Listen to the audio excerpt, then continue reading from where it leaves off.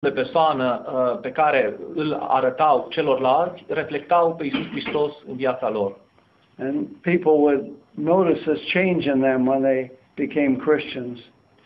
Și oamenii observau această schimbare în ei, în comportamentul lor, în momentul în care deveneau creștini. And this would cause them to ask questions of them as to why this change had come about. Și asta îi făcea să pună întrebări, să le pună întrebări cum de s-a produs această schimbare. And so this would give them an opportunity to tell of their hope and of Christ Jesus and His ransom sacrifice. Așa încât asta le dădea ocazia să vorbească despre speranța lor, despre Iisus Hristos și despre sacrificiul lui de mântuire. I remember when I graduated from the School of Gilead, I was sent to the state of California to do circuit work.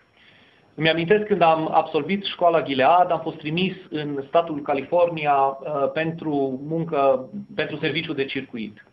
And we were supposed to give what were called service talks. Și trebuia să ținem așa numitele discursuri de serviciu, vorbiri de serviciu. Which were all designed to encourage people to spend more hours in what they call field service.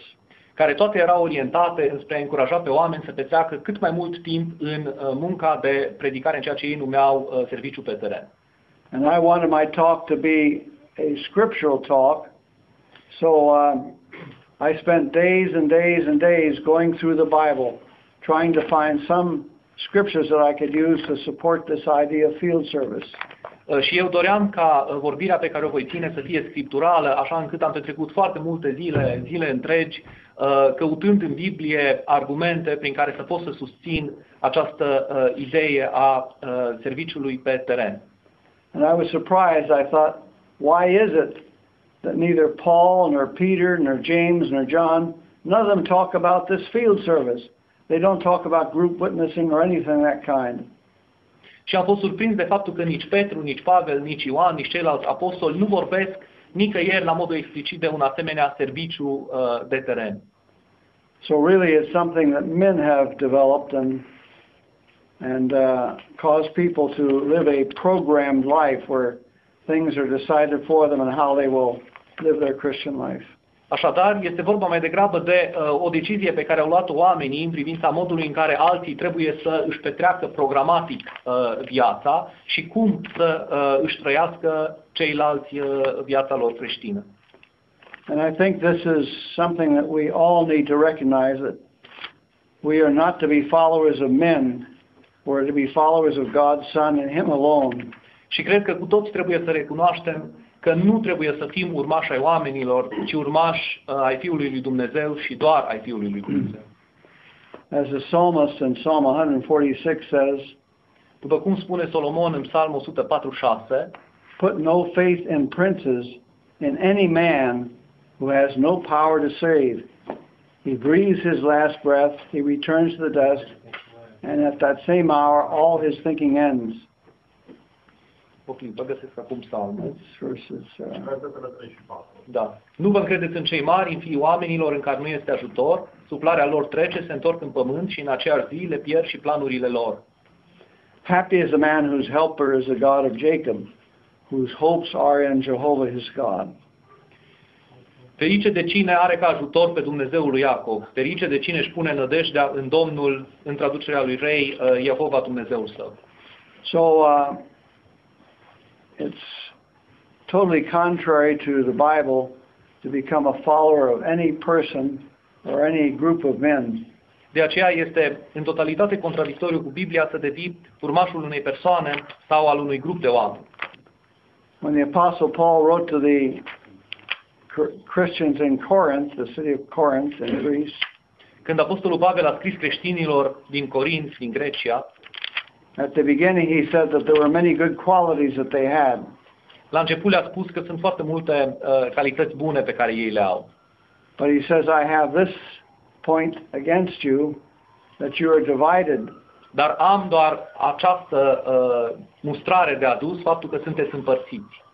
He says, some say, I am of Paul, others say, I am of Peter, or others say, I am of Cephas. Ei spun, eu sunt al lui Pavel, eu sunt al lui Petru, mai degrabă eu sunt al lui Cefa. Paul, Cephas, or Apollos, I should say. And So he asked them, were any of these men crucified for you? Așa încât el i-a întrebat, vreunul din oamenii ăștia a fost crucificat pentru voi? And down through the centuries, humans show that they want to have somebody as their leader, their hero. Și de-a lungul secolelor, oamenii au arătat că simt nevoia să aibă pe cineva ca erou, ca înalt conducător. And different religions build up based upon the teachings of a certain man. Și că diferite religii se construiesc bazate pe învățăturile unui anumit om. A man may say, I am of Luther. He belongs to the Lutheran Church. Un om poate să spună, eu țin de Luther, aparțin cu biserica mea de Luther. Or I am of Wesley. I belong to the Methodist Church. Eu țin de Wesley și aparțin de biserica metodistă. And so they are divided into denominations because of this. Așa încât ei sunt împărțiți în secte tocmai datorită acestui motiv. And people today could say, I am of Charles Sayes Russell, or I am of Joseph Rutherford, or I am of Nathan Knorr. Și oamenii astăzi pot să spună, eu sunt de-a lui Russell, sau de-a lui Rutherford, sau de-a lui Nathan Knorr. And then again the question is, which one of those men was crucified for you and provides a ransom sacrifice? Și încă o dată întrebarea care se pune este, care dintre acești oameni a fost răstignit pentru voi și a dat un sacrificiu de răscumpărare? And the answer has to be none of them. Și răspunsul trebuie să fie niciunul dintre ei. So none of those persons has the right to expect us to be their followers or to be guided by them. Așa încât niciunul dintre acești oameni nu are dreptul să aștepte de la noi să fim urmașii lor sau să fim ghidați de către ei. As Jesus in Matthew says, let none of you be called rabbi, which is also translated master or teacher. După cum spune Iisus în Matei, niciunul dintre voi să nu se numească rabi, care înseamnă în traducere învățător. Because all you are brothers. Pentru că voi toți sunteți frați. So Jesus didn't set up a system, a religious system. He established a Christian brotherhood. Așa încât Iisus nu a stabilit un sistem religios, ci o frăție creștină. Where no one person has control over the others. Unde niciunul nu are control asupra celorlalți. And all the words that are used to describe the activity of men within the congregation, such as elder or overseer and teacher. Și toate aceste termene folosite pentru a descrie activitatea oamenilor în congregație, bătrâni, supraveghetori.